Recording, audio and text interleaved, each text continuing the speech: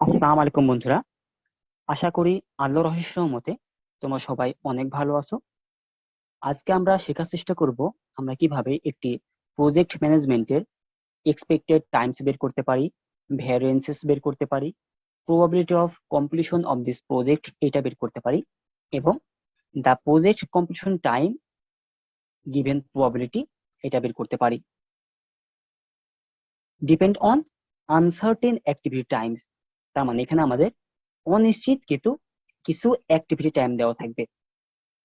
তো আমরা কিন্তু আমাদের প্রিভিয়াস লেকচার ভিডিওতে শিখেছিলাম যে আমরা কিভাবে একটি প্রজেক্ট ম্যানেজমেন্টের activity on node diagram, then activity on arc network diagram এগুলো ডিজাইন করতে পারি। এবং আমরা আরো শিখেছিলাম যে আমরা কিভাবে সিপিএম বা পিইআরটি মেথড ব্যবহার করে ফরওয়ার্ড পাস এবং ব্যাকওয়ার্ড পাস ব্যবহার করে ক্রিটিক্যাল পাথ নির্ণয় করতে পারি। তো তোমরা যারা আমার প্রিভিয়াস ভিডিওটি দেখোনি, আমি চাইবো অবশ্যই প্রিভিয়াস ভিডিওটি দেখে দেন তোমরা এই লেকচারটি দেখবে, কারণ প্রিভিয়াস লেকচারের সঙ্গে এই লেকচারটি অনেকটাই সম্পর্কিত। ওখানকার অনেক কিছু আমাদের এখানে জানতে হবে। তো দেখো, আমরা প্রথমেই আনসার্টেন অ্যাক্টিভিটি টাইমস এর উপর ভিত্তি করে আমরা চাচ্ছি এক্সপেক্টেড টাইম বের করব।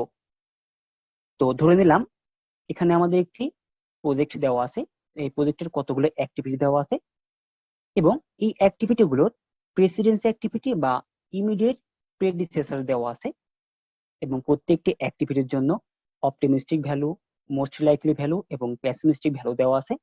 আমাদেরকে প্রত্যেকটি অ্যাক্টিভিটির জন্য এক্সপেক্টেড টাইম গুলো বের করতে হবে। তো আমরা কিন্তু পূর্বে শিখেছিলাম যে এক্সপেক্টেড টাইম আসলে কিভাবে বের করতে হয়। তো আমরা আমাদের পূর্ব লেকচার ভিডিও দেখেছিলাম যে এক্সপেক্টেড টাইম বের করার ফর্মুলাটি হচ্ছে a+4m+b/6, যেখানে এ হচ্ছে আমার অপটিমিস্টিক ভ্যালু, এম হচ্ছে আমার মোস্ট লাইকলি ভ্যালু এবং বি হচ্ছে আমার পেসিমিস্টিক ভ্যালু। তো দেখো, তোমরা যদি এখান থেকে একটি বের করে দেখার চেষ্টা করো যে আমাদের এক্সপেক্টেড ভ্যালু কত আসে। এ হচ্ছে 4, তাহলে 4+4m অর্থাৎ 4+24, 4×24 প্লাস বি হচ্ছে 14, তাহলে 4+24+14, 4+24+14 অর্থাৎ 42। 42 কে যদি আমরা 6 দিয়ে ভাগ করি তাহলে কিন্তু আমরা পাবো 7। আমরা যেমন এ অ্যাক্টিভিটির এক্সপেক্টেড টাইম বের করলাম, একইভাবে আমাদের পরবর্তী প্রত্যেকটা অ্যাক্টিভিটির জন্য এক্সপেক্টেড টাইমটি বের করতে হবে এই ফর্মুলাটি ব্যবহার করে। আশা করি তোমরা সেটা এখন পারবে। ওকে, তাহলে আমরা এটা মুছে দিতে পারি। ওকে, দেখো আমাদের 2 নম্বর কোশ্চেনটি ছিল ক্যালকুলেট ভ্যারিয়েন্স। আমাদেরকে ভ্যারিয়েন্স ক্যালকুলেশন করতে হবে। তো অ্যাকচুয়ালি আমরা যদি ভ্যারিয়েন্স ক্যালকুলেশন করতে চাই তাহলে অবশ্যই আমাদেরকে ক্রিটিক্যাল পাথ ক্যালকুলেশন জানতে হবে, যা কিন্তু আমরা আমাদের প্রিভিয়াস ভিডিওতে শিখে ফেলেছি। তো তোমরা অবশ্যই প্রিভিয়াস ভিডিও থেকে দেখে নিবা যে আমরা কিভাবে ক্রিটিক্যাল পাথ ক্যালকুলেশন করতে পারি। তো দেখো, এখানে আমাদের প্রজেক্টটি দেওয়া ছিল এ থেকে জি পর্যন্ত আমাদের অ্যাক্টিভিটি দেওয়া ছিল, এবং প্রত্যেকটি অ্যাক্টিভিটির জন্য তার প্রেসিডেন্সি অ্যাক্টিভিটি বা প্রেডিসেসর দেওয়া ছিল এগুলো। এবং আমরা এই যে বের করলাম আমাদের এক্সপেক্টেড টাইম 7, 9, 12, 8, 9, 6, 5 মানে কারেসপন্ডিং অ্যাক্টিভিটি গুলোর জন্য। তো আমরা এখন কি করব, এই অ্যাক্টিভিটি গুলোর জন্য এবং অ্যাক্টিভিটির প্রেসিডেন্সি অ্যাক্টিভিটি বা ইমিডিয়েট প্রেসিডেন্সর এর উপর ভিত্তি করে আমরা প্রথমেই অ্যাক্টিভিটি অন নোড নেটওয়ার্ক ডায়াগ্রামটি ডিজাইন করে ফেলবো। এটা কিন্তু আমরা অলরেডি শিখে ফেলেছি। তো সেই অনুযায়ী আমি নেটওয়ার্ক ডায়াগ্রামটি ডিজাইন করে ফেললাম। ওকে, দেন আমরা বলেছি আমরা বের করতে চাচ্ছি ভ্যারিয়েন্স। আমি বলেছি ভ্যারিয়েন্স বের করতে হলে আমাদেরকে অবশ্যই ক্রিটিক্যাল পাথ বের করতে হবে। তো আমরা জানি ক্রিটিক্যাল পাথ বের করতে হলে আমাদেরকে অবশ্যই নোড গুলোকে এইভাবে রিপ্রেজেন্ট করতে হয়, যেখানে আমাদের প্রতিটি নোডে থাকে node name, expected time, early start, early finish, latest start এবং লেটেস্ট ফিনিশ।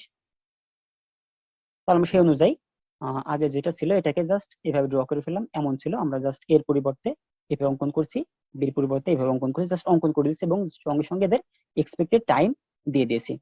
এখন আমরা কি করব, ক্রিটিক্যাল পাথ নির্ণয় করব। এর জন্য আমরা জানি আমাদের কি করতে হয়, ফরওয়ার্ড পাস এবং ব্যাকওয়ার্ড পাস। দেখো আমরা এখানে ফরওয়ার্ড পাস এবং ব্যাকওয়ার্ড পাস পাস করে ফেলছি, যেটা আমরা প্রিভিয়াস লেকচার ভিডিওতে শিখে আসছি। আমরা এগুলো কিন্তু সবই প্রিভিয়াস লেকচার ভিডিওতে শিখে আসছি, জাস্ট তোমাদের জন্য ওভারভিউ করছি। তো ফরওয়ার্ড পাস এবং ব্যাকওয়ার্ড পাসের মাধ্যমে আমরা ফিনিশ টাইম বা ওভারঅল ডিউরেশন বের করে ফেললাম 32। তো এখন আমাদের কাজ হচ্ছে স্ল্যাক ভ্যালুগুলো বের করা, কারণ আমরা জানি ক্রিটিক্যাল পাথ বের করতে হলে আমাদেরকে স্ল্যাক ভ্যালুগুলো বের করতে হয়। আর স্ল্যাক ভ্যালু কিভাবে বের করতে হয় আমরা জানি, লেটেস্ট স্টার্ট থেকে আর্লি স্টার্ট অথবা লেটেস্ট ফিনিশ থেকে আর্লি ফিনিশ বিয়োগ করতে হয়, এবং যাদের স্ল্যাক ভ্যালু শূন্য হয় তাদেরকে নিয়ে আমাদের ক্রিটিক্যাল পাথে গঠিত হয়। তো দেখো আমরা এখানে সকলের স্ল্যাক ভ্যালু বের করে ফেলছি। তো বের করার পরে আমরা দেখছি আমাদের বি, ডি, ই এবং এফ, এই চারটা অ্যাক্টিভিটির স্ল্যাক শূন্য, তার মানে এদেরকে নিয়ে আমাদের ক্রিটিক্যাল পাথ গঠিত হবে। দেখো আমাদের ক্রিটিক্যাল পাথ হচ্ছে B D E F, B D E F, এবং আমাদের ওভারঅল ডিউরেশন হচ্ছে 32। এই দুটো আমাদেরকে মনে রাখতে হবে যে আমাদের ক্রিটিক্যাল পাথ বিডিইএফ এবং ওভারঅল ডিউরেশন হচ্ছে 32। এখন আমাদের উদ্দেশ্য হচ্ছে ভ্যারিয়েন্স বের করা, তাই না? ভ্যারিয়েন্স বের করা। তো ভ্যারিয়েন্স বের করতে হলে আমাদেরকে প্রথমে জানতে হবে আসলে ভ্যারিয়েন্স নির্ণয়ের সূত্রটি কি। ঠিক আছে, তো আমরা যদি আমাদের মেন প্রজেক্টে ফিরে যাই, এটা হচ্ছে আমাদের প্রজেক্ট। আমরা যদি এই প্রজেক্টের ভ্যারিয়েন্স নির্ণয় করতে চাই, মানে প্রজেক্ট ভ্যারিয়েন্স নির্ণয় করতে চাই, তাহলে আমাদেরকে ওই সকল অ্যাক্টিভিটির ভ্যারিয়েন্স নির্ণয় করতে হবে যারা ক্রিটিক্যাল পাথে অবস্থিত। তো আমরা জানি আমাদের ক্রিটিক্যাল পাথের মধ্যে চারটি অ্যাক্টিভিটি আছে, বি, ডি, ই এবং এফ। তো এখন আমরা জানবো আসলে ভ্যারিয়েন্স নির্ণয় করার ফর্মুলাটি কি। অ্যাকচুয়ালি ভ্যারিয়েন্সটাকে সিগমা স্কয়ার দ্বারা প্রকাশ করা হয়, এবং সিগমা স্কয়ার ইকুয়াল টু বা variance equal to b minus a divided by 6 whole square. তো আমি যদি কোনো একটি নোডের অর্থাৎ ক্রিটিক্যাল পাথে অবস্থিত এমন একটি অ্যাক্টিভিটির ক্রিটিক্যাল ভ্যারিয়েন্স নির্ণয় করতে চাই, যেমন দেখো আমরা যদি বি এর ভ্যারিয়েন্স নির্ণয় করি, তাহলে বি মাইনাস এ, বি বলতে কত, এখানে বি হচ্ছে 14, তাহলে 14 মাইনাস এ হচ্ছে 4, তাহলে 10, 10 ডিভাইডেড বাই 6, 10 কে যদি আমরা 6 দ্বারা ভাগ করি এবং দেন স্কোয়ার করি, তাহলে আমরা যে মানটি পাবো সেটা হবে আমাদের ভ্যারিয়েন্স। এবং এটা আমরা পাচ্ছি 2 পয়েন্ট, সরি এটা আমাদের বি অ্যাক্টিভিটি ভ্যারিয়েন্স, তাই না? যেহেতু আমরা বি অ্যাক্টিভিটি ভ্যারিয়েন্স নিয়ে করছি 2.778, 2.778। তো আমরা জাস্ট এই ফর্মুলাটি ব্যবহার করে আমাদের বি, দেন ডি, দেন ই এবং এফ, এই চারটা নোডের, সরি এই চারটে অ্যাক্টিভিটির ভ্যারিয়েন্স বের করে ফেলবো। দেন যদি আমরা এগুলো যোগ করি তাহলে আমরা পজিটিভ ভ্যারিয়েন্স পেয়ে যাব, যেটা আমাদের চাওয়া ছিল। আচ্ছা, তাহলে দেখো আমরা জাস্ট প্রত্যেকটা অ্যাক্টিভিটির ভ্যারিয়েন্স গুলো নির্ণয় করার চেষ্টা করছি। দেখো আমাদের বি, ডি, ই এবং এফ, এই চারটা আমার ক্রিটিক্যাল পাথে ছিল, তো আমি বি, ডি, ই এবং এফ এই চারটি অ্যাক্টিভিটির ভ্যারিয়েন্স গুলো ক্যালকুলেশন করে ফেলেছি জাস্ট এই ফর্মুলার সাহায্যে। আমার সবগুলো মানে দেওয়া ছিল, বি, এ সবগুলো মানে দেওয়া আছে, তো b minus a divided by 6 whole square, এই সূত্রটা আমাদেরকে মুখস্থ রাখতে হবে। এই সূত্র থেকে আমরা জাস্ট আমাদের ক্রিটিক্যাল পাথে অবস্থিত অ্যাক্টিভিটি গুলোর ভ্যারিয়েন্স নির্ণয় করব, এবং যদি আমরা এগুলো যোগ করি তাহলে আমরা পেয়ে যাবো আমাদের প্রজেক্ট ভ্যারিয়েন্স। আচ্ছা, তাহলে আমরা আমাদের প্রজেক্ট ভ্যারিয়েন্স পেয়ে গেলাম। এখন আমরা চাইলে এখান থেকে আমাদের স্ট্যান্ডার্ড ডেভিয়েশন বের করে রাখতে পারি, কারণ আমরা যখন আমাদের প্রবাবিলিটি নির্ণয় করব, আমাদের 3 নম্বর কোশ্চেন আমাদের যেটা ছিল আমরা দেখবো, তো ওটা নির্ণয় করতে গেলে আমাদের স্ট্যান্ডার্ড ডেভিয়েশনটি জানতে হয়। তো স্ট্যান্ডার্ড ডেভিয়েশন হচ্ছে সিগমা, আর প্রজেক্ট ভ্যারিয়েন্স হচ্ছে সিগমা স্কয়ার। অর্থাৎ আমরা যদি প্রজেক্ট ভ্যারিয়েন্স কে স্কয়ার রুট করি, বর্গমূল করি, তাহলে কিন্তু আমরা স্ট্যান্ডার্ড ডেভিয়েশন পেয়ে যাব। তাহলে আমরা জাস্ট 8.3333 এটাকে যদি বর্গমূল করি তাহলে যে মানটি পাবো এটা হবে আমাদের স্ট্যান্ডার্ড ডেভিয়েশন। আচ্ছা, আশা করি তোমরা বুঝতে পেরেছো যে আমরা কিভাবে একটি প্রজেক্ট ম্যানেজমেন্টের ভ্যারিয়েন্স গুলো নির্ণয় করতে পারি। তার মানে আমাদেরকে ভ্যারিয়েন্স নির্ণয় করতে হলে সবার প্রথমে জানতে হবে ক্রিটিক্যাল পাথটি। ক্রিটিক্যাল পাথ জানলে আমরা খুব সহজেই ভ্যারিয়েন্স নির্ণয় করতে পারবো এবং সেখান থেকে স্ট্যান্ডার্ড ডেভিয়েশনও নির্ণয় করতে পারবো। আচ্ছা, এখন আমরা আরো কিছু গুরুত্বপূর্ণ কোশ্চেন সলভ করার চেষ্টা করব, যেটা হচ্ছে প্রবাবিলিটি নির্ণয়। দেখো এখানে বলে দেওয়া আছে মিউ ইকুয়াল টু 32। এখানে আসলে মিউটা কি? মিউ আমরা যে ফিনিশিং টাইমটা বের করেছিলাম, দেখো আমরা যখন প্রজেক্ট করেছিলাম আমরা কিন্তু ফিনিশিং টাইম বের করেছিলাম 32, বা আমরা বলতে পারি অ্যারাউন্ড ওভারঅল ডিউরেশন হচ্ছে 32। আচ্ছা, তাহলে সেটা আমাদের দেওয়া আছে মিউ। আর সিগমাটা হচ্ছে আমাদের স্ট্যান্ডার্ড ডেভিয়েশন, বা সিগমা বের করেছিলাম, স্ট্যান্ডার্ড ডেভিয়েশন ভ্যারিয়েন্স কে বর্গমূল করে সিগমা বের করেছিলাম, বা স্ট্যান্ডার্ড ডেভিয়েশন বের করেছিলাম, যার মান এখানে দেওয়া আছে। তো দেখো এখন আমাদের কি বের করতে বলা হচ্ছে। আমাদের বলা হচ্ছে determine the probability that project will be completed in less then 35 weeks. আমাদের এই প্রজেক্টটি 35 উইকস এর কম সময়ে কমপ্লিট হবে, এর প্রবাবিলিটি বের করতে হবে। আমরা জানি যে প্রজেক্টটি অ্যাকচুয়ালি শেষ হয় কখন, 32 উইকসে, তাই না? কিন্তু আমাদের বলা হয়েছে 35 উইকসের চাইতে কম উইকে শেষ করার সম্ভাবনা কত। আচ্ছা, তো এক্ষেত্রে আমাদের প্রবাবিলিটি বের করার জন্য আমাদেরকে জানতে হবে জেড স্কোয়ার সম্পর্কে। অ্যাকচুয়ালি আমরা এই জিনিসটা এখানে ডিসক্রাইবলি আলোচনা করবো না, এটা আমরা নিউমেরিক্যাল মেথড সাবজেক্টে শিখেছিলাম, তো আমি শর্টলি এখানে ডিসক্রাইব করার চেষ্টা করব। তো জেড জেড ভ্যালুটি ক্যালকুলেশন করার জন্য আমাদের জানতে হবে observation value minus expected value divided by standard deviation. আর যদি তোমরা সহজে মনে রাখতে চাও তাহলে এভাবে মনে রাখতে পারো, z equal to x minus mu divided by sigma. X হবে আমাদের এখানে যত উইকস দেওয়া থাকবে সেই মানটি, মাইনাস মিউ হবে আমরা যে ফিনিশিং টাইমটি বের করেছি বা ওভারঅল ডিউরেশন বের করেছি সেই টাইমটি, মানে 32 ডিভাইডেড বাই সিগমা অর্থাৎ স্ট্যান্ডার্ড ডেভিয়েশন। এটা মনে রাখবা।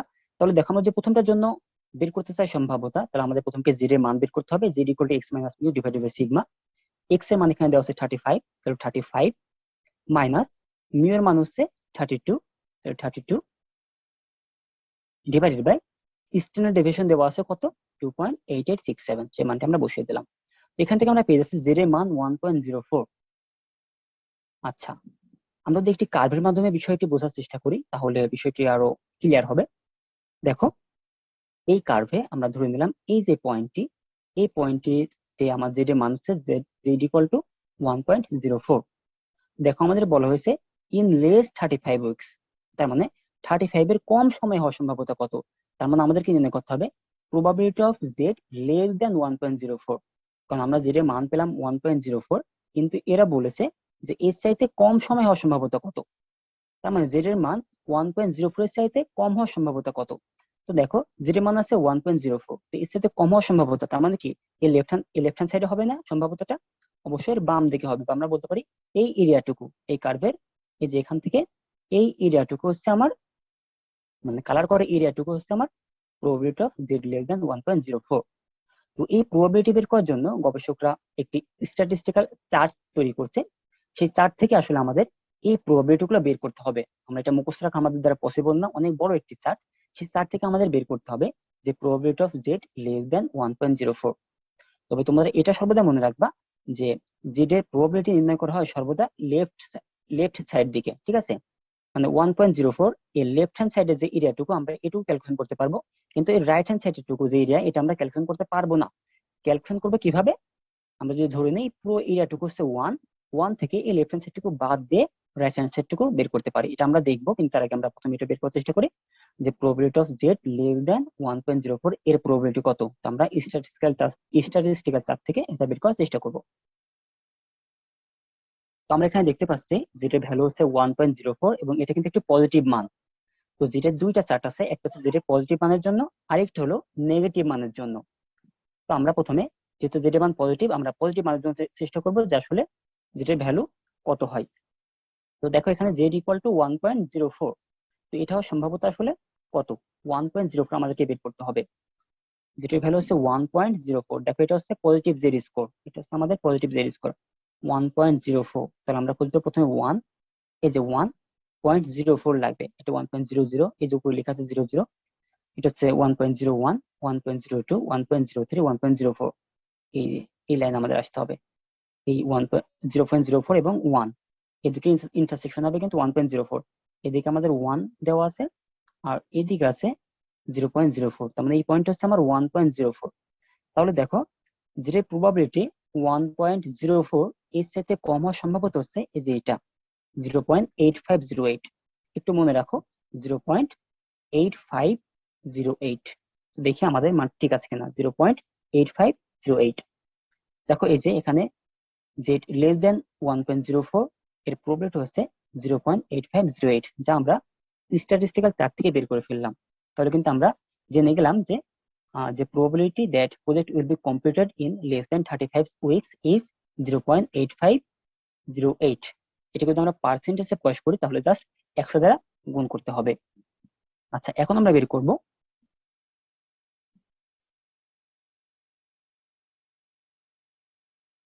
সরি আমরা এটা ফুল ভিউ করে নিই। তাহলে এখন আমরা বের করব determine the probability that project will be completed in more than 31 weeks। তার মানে 31 উইকস এর থেকে বেশি সময়ে শেষ হওয়ার সম্ভাবনা কত, এটা আমরা এখন বের করার চেষ্টা করব। এখানে আমাদের দেওয়া আছে এক্স এর ভ্যালু 30 উইক, এক্স এর ভ্যালু 30 উইক, কিন্তু আমরা আগে জানি কমপ্লিশন টাইম বা ওভারঅল ডিউরেশন এটা হচ্ছে 32, আমরা বের করেছিলাম, এখানে দেওয়াও আছে। অনেক সময় আমাদের বের করা লাগতে পারে, অনেক সময় আমাদের কোশ্চেনে দেওয়াও থাকতে পারে। আর স্ট্যান্ডার্ড ডেভিয়েশন এখানে দেওয়া ছিল 2.8867, বসিয়ে দিলাম, দেন আমরা জিরো মান পেলাম -0.35। অর্থাৎ এখন কিন্তু আমরা যদি মাইনাস একটি ভ্যালু পেয়েছি। এবং দেখো বলা হয়েছে যে in more than 31 weeks, in more than তার মানে আমরা যেটির মান পেয়েছি এর চাইতে যেটির মান বেশি হওয়ার সম্ভাবনা কত, এটা আমাদেরকে বের করতে হবে। আমরা 31 উইকের জন্য যেটির মানটি পাইলাম, যেহেতু বলা হয়েছে ইন মোর দেন 31 উইকস, তার মানে 31 এর সাথে বেশি সময়ে, অর্থাৎ যেটির মান -0.35 এর সাথে বেশি হওয়ার সম্ভাবনা কত, এটা আমাদেরকে বের করতে হবে। Probability of Z greater than -0.35। তো আমি তোমাদেরকে প্রথমে বলেছিলাম জেড এর মান, দেখো আমরা কার থেকে দেওয়ার বোঝার চেষ্টা করি, ধরলাম জেড এর মান হচ্ছে এখানে -0.35। আমরা বলেছিলাম আমরা সর্বদা এই লেফট হ্যান্ড সাইডের দিকে যে সম্ভাবনা এটা বের করতে পারবো, কিন্তু রাইট হ্যান্ড সাইডের সম্ভাবনা আমরা বের করতে পারবো না। এই যে রঙিন অংশটুকু, এটুকু আমরা বের করতে পারবো না। তো এটা আমরা কিভাবে বের করতে পারি, আমরা কি করতে পারি, এই যে পুরো মানটি থেকে, পুরো মানটা কত 1 তাই না, এই পুরো সম্ভাবনা হচ্ছে 1। তো এই পুরো সম্ভাবনার থেকে আমরা এই যে লেফট হ্যান্ড সাইডে যে মানটুকু আছে মানে 0.35 এর সাথে ছোট, যেহেতু বামের দিকে তার মানে ছোট, ছোট যে মানটুকু আছে এইটুকু সম্ভাবনা যদি বের করে বিয়োগ করতে পারি 1 থেকে, তাহলে কিন্তু আমরা আমাদের সম্ভাবনা পেয়ে যাব। তো দেখো probability of Z greater than -0.35, এটা আমরা লিখতে পারি যে 1 minus probability of Z less than -0.35। আবার তোমাদেরকে বোঝানোর চেষ্টা করি, আমাদের পুরো সম্ভাবনা হচ্ছে 1, তো আমরা ধরে নিচ্ছি এটা হচ্ছে আমাদের জেড পয়েন্ট, যে কোনো একটা পয়েন্ট আমরা ধরে নিতে পারি যে জেড ইকুয়াল টু -0.35। তো আমাদেরকে বের করতে হবে এর রাইট হ্যান্ড সাইডের প্রবাবিলিটিটুকু, কিন্তু আমরা জানি যেটির সাইডে বড় মানের প্রবাবিলিটি আমরা বের করতে পারি না, যেটির সাইডে ছোট মানের প্রবাবিলিটি আমরা বের করতে পারি, মানে জেড লেস দেন হতে হয় অবশ্যই। তাহলে probability of Z less than -0.35, অর্থাৎ এখান থেকে এই পর্যন্ত, যদি একটু মার্ক করার চেষ্টা করি, এখান থেকে এই পর্যন্ত, তাহলে আমি এখান থেকে এই পর্যন্ত পুরো প্রবাবিলিটি হচ্ছে 1। এই 1 থেকে যদি জাস্ট এটুকু বাদ দিয়ে দিই, এটুকু বাদ দিয়ে দিই, তাহলে আমরা জাস্ট এটুকু প্রবাবিলিটি পেয়ে যাব। আমরা সেই কাজটি করার চেষ্টা করব, যে আমরা 1 minus probability of Z less than -0.35, তার মানে আমাদের এখন স্ট্যাটিস্টিক্যাল চার্ট থেকে এই probability of Z less than -0.35 এটা বের করার চেষ্টা করতে হবে। তো তার মানে এখন আমাদের জেড এর নেগেটিভ চার্টটি দেখতে হবে, তাই না? আমরা সেখানে দেখবো জেড এর মান লেস দেন -0.35, তো আমরা এখন খুঁজে বের করব -0.35।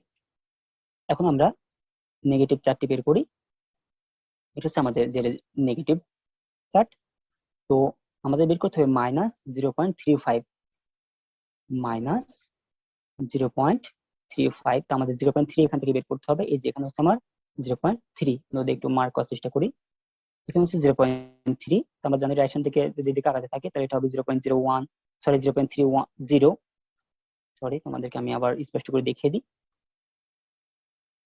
দেখো এইদিকে যদি আমরা আগাই তাহলে 0.01 করে আগাবে, 0.00, 0.01, 0.02 এভাবে আগাবে, তাই না? আমাদের লাগবে 0.35, -0.35। আচ্ছা, -0.35 লাগবে, তাহলে এটা হচ্ছে -0.30, 31, 32, 33, 34, 35, তার মানে আমাদের এই মানটি -0.35 এর জন্য প্রবাবিলিটি হবে কত, 0.36, তাহলে 0.3632, এই যে মানটি 3632। আমরা দেখবো আসলে আমাদের মানটি বের করা ঠিক হয়েছে কিনা। হ্যাঁ, আমরা দেখতে পাচ্ছি আমরা যে probability of Z less than -0.35 হবে কত, 0.3632। আমরা জাস্ট 1 থেকে এই মানটি যদি বাদ দিয়ে দিই তাহলে আমরা এই রাইট হ্যান্ড সাইডটুকুর মান পেয়ে যাব। আমরা রাইট হ্যান্ড সাইডের মান বের করতে পারি না, এর জন্য আমরা কি করবো, সর্বদা লেফট হ্যান্ড সাইডের মান বের করবো। যদি আমাদের কখনো রাইট হ্যান্ড সাইডের মান বের করতে হয়, আমরা লেফট হ্যান্ড সাইডের মানটুকু বের করবো এবং 1 থেকে বাদ দিয়ে দিলে রাইট হ্যান্ড সাইডটুকুর মান পেয়ে যাব। আশা করি তোমরা বুঝতে পেরেছো। ওকে, এখন আমরা পরবর্তী কোশ্চেন সলভ করার চেষ্টা করব। দেখো এখানে বলা হচ্ছে যে determine the probability that project will be completed between 31 and 35 weeks. আচ্ছা, এটা যদি আমরা স্লাইড ভিউ করি, ওকে, আমাদের এখন বের করতে হবে যে এই প্রজেক্টটা কমপ্লিট হওয়ার প্রবাবিলিটি বিটুইন 31 and 35 উইকস। তার মানে কি 31 উইকস এর চাইতে বেশি সময় লাগবে, এটার মনে ইন মোর দেন 31 উইকস, এবং 35 উইকস এর চাইতে কম সময় লাগবে, অর্থাৎ এটার মতো। তো দেখো আমরা ধরে নিয়েছি যে 31 উইকস এর চাইতে বেশি সময় এবং 35 উইকস এর চাইতে কম সময়। তাহলে আমরা প্রথমেই বের করার চেষ্টা করব যে 31 উইকস এর জন্য জেড এর মান কত এবং প্রবাবিলিটি কত, এবং 35 উইকস এর চাইতে কমের জন্য আমার প্রবাবিলিটি কত, জেড এর মান কত এবং প্রবাবিলিটি কত। তো প্রথমে বলা হয়েছে বিটুইন 31 and 35 উইকস। বিটুইন 31 এবং 35, তার মানে কি 31 এর সাথে বেশি এবং 35 এর সাথে কম। তাহলে প্রথমে 31 এর জন্য যদি জেড এর মান বের করি, এক্স এর মান 31, তো আমরা আগেই বের করেছিলাম, 2 নম্বরে বের করেছিলাম যে যদি এক্স এর মান 31 হয় তো সেক্ষেত্রে জেড এর মান হবে -0.35, আর এক্স এর মান যদি 35 হয় সেক্ষেত্রে আমরা দেখেছিলাম জেড এর মান হচ্ছে 1.04। তো এখন আমাদের প্রবাবিলিটি বের করতে হবে যে জেড এর মান -0.3 এর সাথে বেশি হতে হবে এবং 1.04 এর সাথে কম হওয়া লাগবে, এটাই তো। -0.3 এর সাথে জেড এর মান বেশি হতে হবে এবং 1.04 এর সাথে কম হওয়া লাগবে, কারণ বলা হয়েছে 31 এর বিটুইন 31 and 35 উইকস, তার মানে 31 এর সাথে বেশি এবং 35 এর সাথে কম। তাহলে দেখো এটা আমরা ধরলাম -0.35, আর এটা আমরা ধরলাম 1.04 উইক। তার মানে আমাদেরকে এই এরিয়াটুকু বের করতে হবে। তাহলে দেখো আমরা যদি এই এরিয়াটুকু বের করতে চাই আমরা কি করতে পারি, আমরা প্রথমে এখান থেকে এই এরিয়াটুকু বের করতে পারি। আচ্ছা, আমরা কালার পেন ইউজ করার চেষ্টা করি।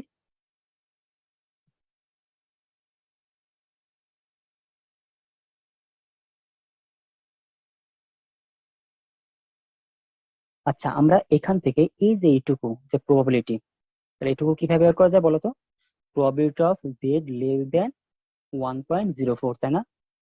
দেখো এখান থেকে এই পর্যন্ত এটা যদি আমরা জেড ধরি তাহলে probability of Z less than 1.04, তাহলে পুরো প্রবাবিলিটিটুকু পেয়ে যাবো, তাই না, এই এরিয়াটুকু প্রবাবিলিটি। তাহলে আমার পুরো এরিয়াটুকু কিন্তু আমার লাগবে না, আমার লাগবে এখান থেকে এই পর্যন্ত। আমি এই পুরোটা থেকে যদি জাস্ট এখান থেকে এই পর্যন্ত প্রবাবিলিটি বাদ দিয়ে দিই তাহলে কিন্তু আমরা জাস্ট এটুকু প্রবাবিলিটি পাচ্ছি, তাই না? তাহলে কি করবো, আমরা এই পুরোটা থেকে অর্থাৎ probability of Z less than 1.04, এখান থেকে এই যে probability of Z less than -0.35 এটুকু বাদ দিয়ে দেবো, এই যে minus probability of Z less than -0.35। তার মানে আমরা যদি এটুকু বের করতে চাই, এই মাঝখানটুকু বের করতে চাই, তাহলে আমরা এখান থেকে এই পর্যন্ত এই প্রবাবিলিটি থেকে এখান থেকে এই পর্যন্ত এই প্রবাবিলিটি বাদ দিব। তো আমরা কিন্তু আগেই বের করেছিলাম যে probability of Z less than 1.04 এটা হওয়ার সম্ভাবনা হচ্ছে এটা, এবং probability of Z less than -0.35 এটা বের হওয়া এর সম্ভাবনা হচ্ছে 0.3632। তাহলে কিন্তু আমরা এই দুটা বিয়োগফল থেকে আমরা আমাদের কাঙ্ক্ষিত প্রবাবিলিটি বের করতে পারছি। আশা করি তোমরা বুঝতে পেরেছো। ওকে, এখন আমরা আমাদের পরবর্তী প্রবলেমটি সলভ করার চেষ্টা করব। দেখো তাহলে এখন আমাদের বলা হচ্ছে determine the probability that project will be completed in less than 31 or more than 35। এখন বলা হয়েছে দেখো 31 এর সাথে কম সময়ে অথবা 35 এর সাথে বেশি সময়, তার মানে এই দুটা যোগফল কিন্তু হবে এবার আমাদের প্রবাবিলিটি, যেহেতু অথবা বলা হয়েছে। তো যখন এক্স এর মান 31 তখন আমরা জেড এর মান জানি -0.35, যখন এক্স এর মান 35 তখন জেড এর মান আমরা জানি 1.04। এখন বলা হচ্ছে যে ইন লেস দেন 31, তার মানে probability of Z less than 0.35, যেহেতু 31 এর ক্ষেত্রে জেড এর মান -0.35, তার মানে probability of Z less than -0.35 অথবা probability of Z greater than 1.05, তাই না? আচ্ছা, তো দেখো এটা যদি আমরা এখানে একটু মার্ক করার চেষ্টা করি, এটা আমাদের টোটাল প্রবাবিলিটি 1, এই কার্ভের সাথে যদি প্রকাশ করার চেষ্টা করি, এটা আমি ধরলাম -0.35 পয়েন্ট, এটা আমি ধরলাম 1.04 পয়েন্ট। তাহলে আমাদের প্রবাবিলিটি কোনটুকু হবে? Minus probability of Z less than -0.35, অর্থাৎ এখান থেকে এই পর্যন্ত আমি একটু মার্ক করার চেষ্টা করি, এখান থেকে এই পর্যন্ত।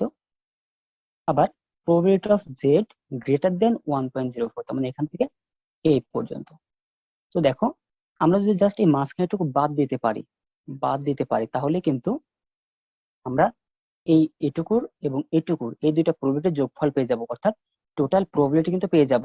যেহেতু অর দেওয়া আছে অর্থাৎ অথবা আছে, অর্থাৎ দুইটা প্রবাবিলিটি আমার যোগ করতে হবে। আর এন দেওয়া থাকলে এই দুইটা মধ্যবর্তীটুকু নিতে হবে, আরেকটা যেমন নিলাম।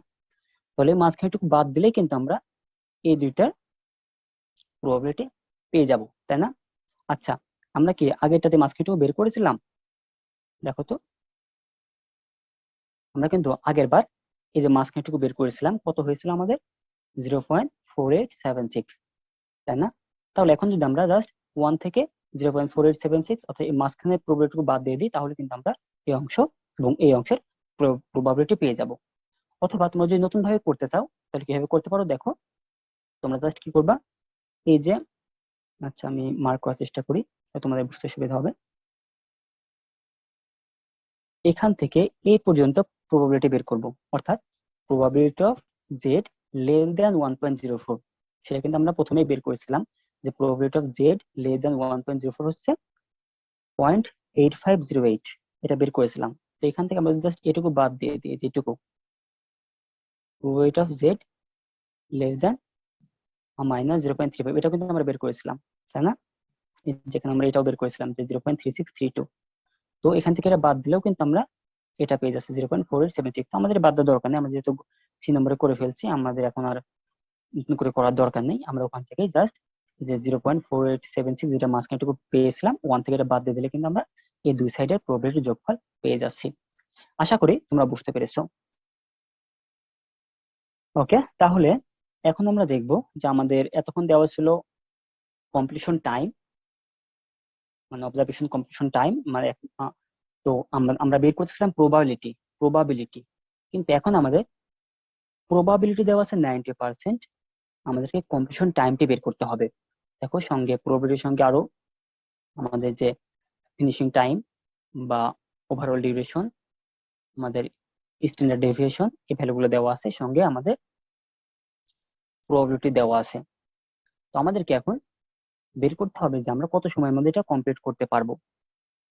তো দেখো, আমরা কিন্তু এই জেড এই সূত্রটি থেকে কিন্তু কত সময়ের মধ্যে কমপ্লিট করতে পারবো, অর্থাৎ এক্স এর মান আমাদের বের করতে বলেছে, এটা বের করতে পারবো। তার মানে আমাদেরকে প্রথমে জানতে হবে আসলে জেড এর ভ্যালু কত, জেড এর ভ্যালু কত। দেখো, এখানে প্রবাবিলিটি দেওয়া আছে 90%, অর্থাৎ আমরা এভাবে লিখতে পারি, যদি 100 দ্বারা ভাগ করি তাহলে কি লিখতে পারি? 0.90, তাই না? 90 কে যদি আমরা 100 দ্বারা ভাগ করি তাহলে লিখতে পারি 0.90। তার মানে আমাদেরকে সেই চার্ট থেকে খুঁজে বের করতে হবে যে কোথায় আমাদের 0.90 আছে, যেটার মান কতর জন্য আমার প্রবাবিলিটি হয় 0.90, সেই মানটা খুঁজে বের করতে হবে। তো এরা বলছে যে আমাদের সেই মানটা হবে 1.2, আর দিকে হচ্ছে 0.08, তার মানে 1.28। তো আমরা এখন চার থেকে দেখার চেষ্টা করবো আসলে 1.28 বিন্দুতে যেটির মান 0.9 কিনা, ঠিক আছে? আচ্ছা, 1.28 বিন্দু আমরা খুঁজে বের করবো। আগে এগুলো মুছে যেতে পারি, এগুলো আমি মুছে দিই। 1.28 বিন্দু, এই যে 1.2 এবং 8 লাগবে, 0 1 2 3 4 5 6 7 8। দেখো, এটা হচ্ছে আমাদের 0.8 বিন্দু। আবার গুণি, 1.28, 0 1 2 3 4 5 6 7 8, এই যে এইটা। দেখো, এটা কিন্তু আমাদের এক্সপেক্টেড ভ্যালু 0.89997, অনেকটা 90%-এর কাছাকাছি। এর সাথে কাছাকাছি আর কিন্তু কোনো মান নেই। তুমি দেখো, এর সাথে 90 বেশি, অনেক কম, কিন্তু এটা কিন্তু সবচেয়ে কাছাকাছি।